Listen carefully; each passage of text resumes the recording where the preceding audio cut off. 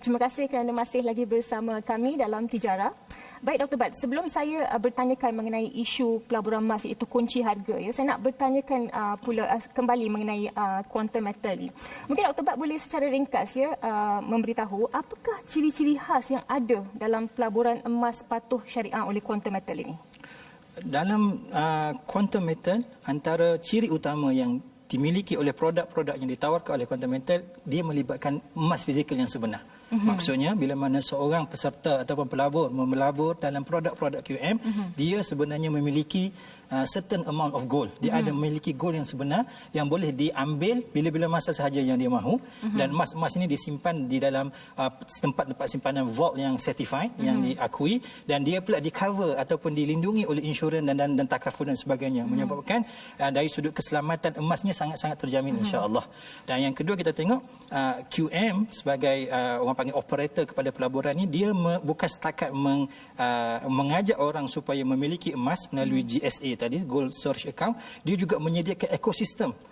Dia ada GSA untuk memiliki emas, dia ada GLA, Gold Leverage Account, untuk memberi pembiayaan orang supaya boleh beli emas.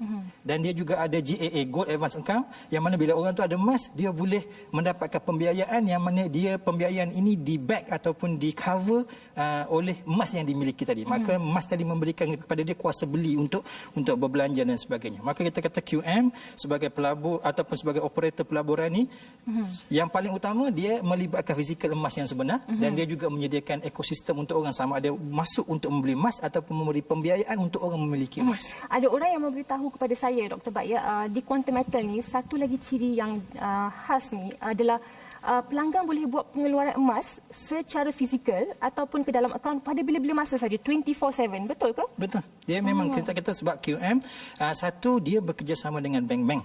Maka pelanggan-pelanggan yang membeli, yang berurusan dengan bank yang bekerjasama dengan QM, boleh mengeluarkan emas tadi dekat mana-mana cawangan bank yang terlibat.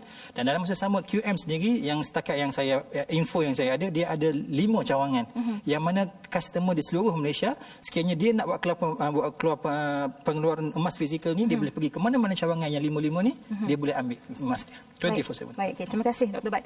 Okey, secara ringkas Dr. Bat, saya nak bertanyakan mengenai isu kunci harga untuk beli emas ni. Seperti yang kita maklum, emas ini mempunyai hukum syariah yang agak ketat, sama seperti mata wang, di mana sebarang penangguhan baik dari segi harga, bayaran ataupun juga serahan tidak boleh berlaku. Jadi, bagaimana pula dengan kaedah kunci harga untuk beli emas ni? Contoh, ada orang dia akan kunci harga emas pada hari ini dan bayar harga tersebut selepas beberapa hari. So, kalau kita lihat di situ ada penangguhan, bagaimana? Macam Puan Syahbana sebut tadi, betul. Kita kata bila kita bercakap tentang emas, antara syarat dia tadi, kita kata urus niaga perlu dilakukan secara spot. Seperti mana Nabi kata, fa idza ikhtalafat hadhihi asnaf fabi'u kaifa syi'tum idza kana yadan biyadin. Kena yadan biyadin, kena orang panggil apa? Spot. Tapi dalam isu kunci emas tadi, dia panggil kunci emas. Saya pun kunci emas. Kunci emas. Kunci harga untuk beli emas. Kunci harga untuk beli emas. Kita kata kunci harga beli emas, maksudnya dia janji hari ini untuk beli emas dengan harga sekian, dan benda itu akan dilangsaikan esok. Dan benda ni kita kata dari sudut syariahnya kita takifkan dia, kita memberikan karakter fiqahnya sebagai wa'ad ataupun janji. Maka sebenarnya secara umumnya kaedah ini dibenarkan oleh syariat.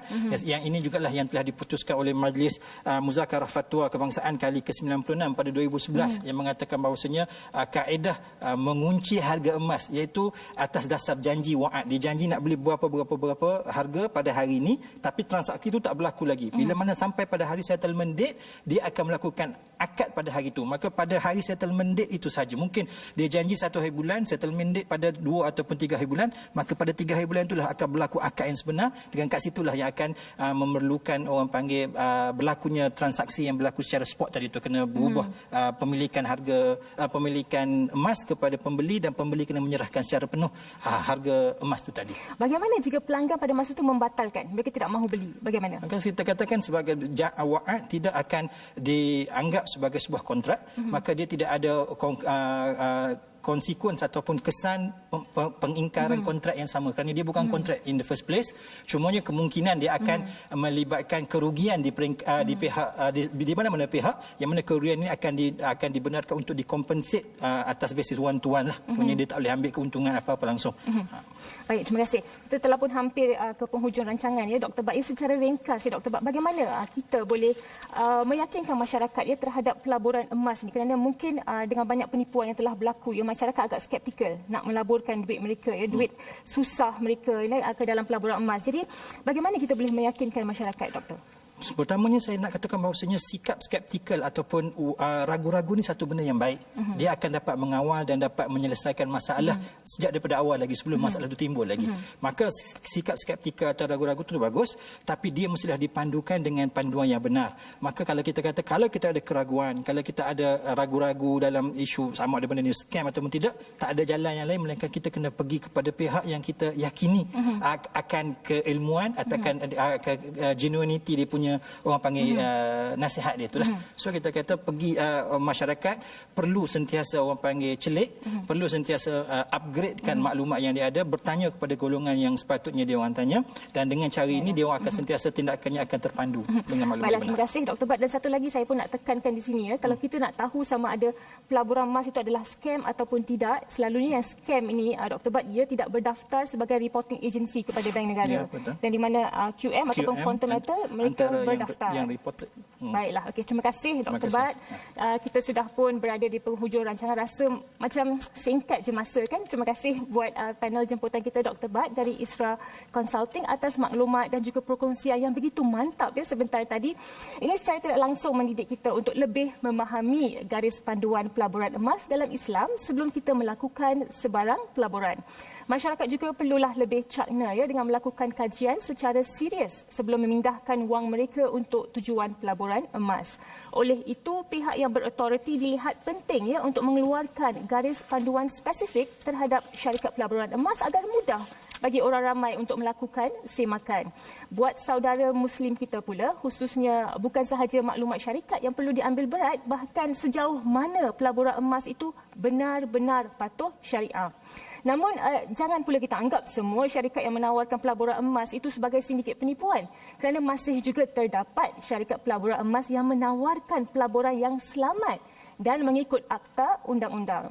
Contoh, Quantum Metal merupakan antara syarikat pelaburan emas yang mendapat pengiktirafan World Gold Council dan mempunyai produk-produk yang patuh syariah.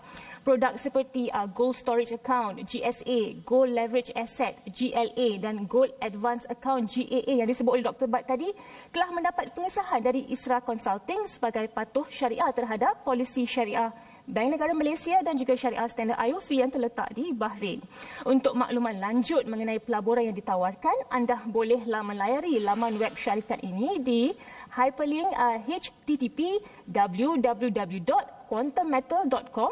Ingat, pastikan semak terlebih dahulu sebelum melakukan sebarang transaksi kewangan. Dengan itu, saya akhiri pertemuan kita malam ini. InsyaAllah kita bertemu lagi di minggu hadapan dalam Tijarah, rancangan kewangan Islam.